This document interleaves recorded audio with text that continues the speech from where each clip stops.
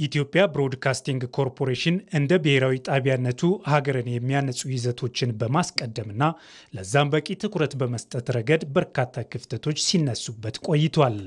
ይህን ክፍተት የተረዳው አዲሱ አመራርም የሀገርን ስም የተሸከመውን ጣቢያ በእርግጥም ውግንናው ሀገር እንዲሆን የሚያስችሉ በርካታ የይዘት ማሻሻያዎችን በተግባር ጀምሯል። ኮርፖሬሽኑ የሚያመርታቸው ማናቸውም ይዘቶች ብሔራዊ ጥቅምን እንዲያስቀድሙ፣ ገዢ ትርክትን ለማስረጽ እንዲያግዙ፣ ህብረ ብሔራዊ አንድነትን እንዲያረጋግጡና ለሀገርና ዜጎች ሁለንተናዊ ብልጽግና እንዲሆን የሚያስችሉ እንዲሆኑ ትኩረት ሰጥቷል። ባለፉት 6 ወራትም በዚህ ረገድ የሚታዩ ለውጦች መጥተዋል። ከይዘት ባለፈ የአቀራረብ ለውጥ እያደረገ ያለው የኢትዮጵያ ብሮድካስቲንግ ኮርፖሬሽን የሁሉም ኢትዮጵያዊ ድምፅ የሚሰማበትና ታማኒነት ያላቸውን መረጃዎች ለህብረተሰቡ በማድረስ የመንግስት ጥረትና የህዝብ ፍላጎት እንዲጣጣሙ እድል የሚፈጥርበትን አውድ በማዘጋጀት በርካታ ስራዎችን እየሰራ ይገኛል። ኮርፖሬሽኑ እየመጣበት ያለው የይዘት ለውጥም ከምክር ቤቱ አባላት ዓይንና ጆሮ የተሰወረ አይደለም። ለዛም ነው ለሪፎርም ስራው አድናቆታቸውን የቸሩት። ኢቢሲ እንግዲህ ትልቁ የናሽናል ሚዲያችን ነው። የሀገሪቱ ቁልፍ የብልጽግና ጉዟችን የኢትዮጵያን መጻኢ ዕድል ላይ የራሱን አሻራ እያበረከተ እየሄደ ያለ ተቋም ነው። ለዚህ የሀገራችን ጠቅላይ ሚኒስትር ትልቅ ፕሮጀክት፣ ትልቅ ተቋም ተገንብቶ እሱ በይዘት ደግሞ እየሰፋ እንዲሄድ ዋናው ሶፍት ፓወር ላይ የሚኖረን ዕድል ለማስፋት ተብሎ ሪፎርሙ ተከታታይነት ባለው አግባብ እየሰራ መጥቷል።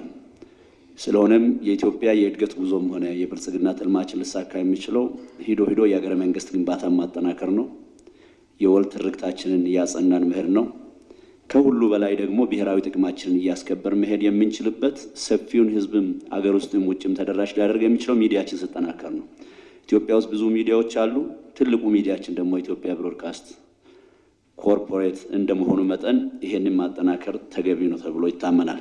በአሁኑ ጊዜ በሪፎርሙ ትልቅ ለውጥ የታየበት ሚዲያ ነው ኢቢሲ። እንደ ድሮ ሳይሆን አሁን ሁሉም የኢትዮጵያ ብሔሮች፣ ህዝቦችና ብሔረሰቦች ሁሉም እዛ ውስጥ ራሳችን የምናይበት ሚዲያ ተቋም በመሆኑ የህዝብ በዓላትን ደግሞ ከህዝብ ጋር ሁልጊዜ ቀንና ማታ የሚያከብር የኢትዮጵያ ቋንቋዎችንም ብዙ ቻነሎች እየተጠቀመ እንደ ምሳሌም በቅርብ ጊዜ በአፋን ኦሮሞ ቻነል 24 ሰዓት እንደዚሁም በአማርኛም 24 ሰዓት የሚጠቀም ሚዲያ።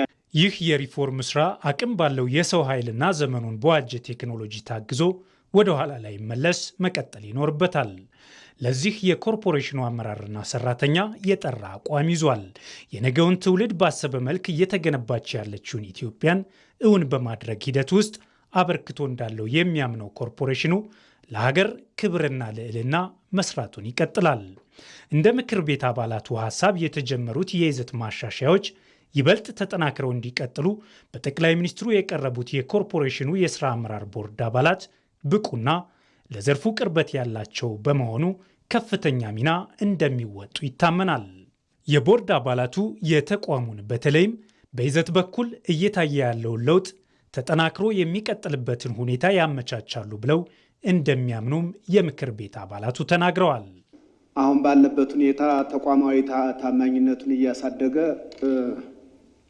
ተደማጭነቱን እያሰፋ ፈጣን የሆነ አገልግሎት ከቀጣይም አኳያ ልማታችን እንደ ሀገር በማህበራዊም በኢኮኖሚውም በሌላውም ዘርፍ የራሱን ድርሻ እየተወጣ ያለ ተቋም ስለሆነ አሁን በቦርድ አባልነት ተለይተው የተላኩልን ሰዎች